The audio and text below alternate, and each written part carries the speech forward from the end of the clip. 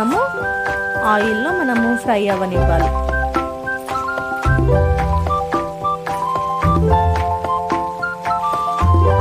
చూసారా ఎంత మంచిగా, మనము వాటర్ వేయలేదు, టమాటో కూడా వేసుకోలేము, కానీ మనకి ఎంత మంచిగా గ్రేవీ వచ్చింది, ముక్క కూడా ఎంత మంచిగా ఉడికింది చూసారా.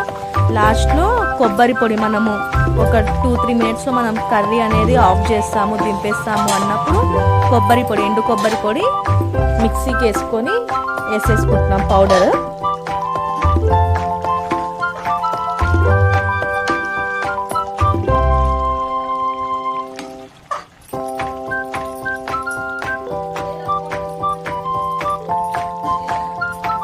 అలా కొబ్బరి పొడి వేసుకున్న తర్వాత ఒకసారి మిక్స్ చేసుకోవాలి.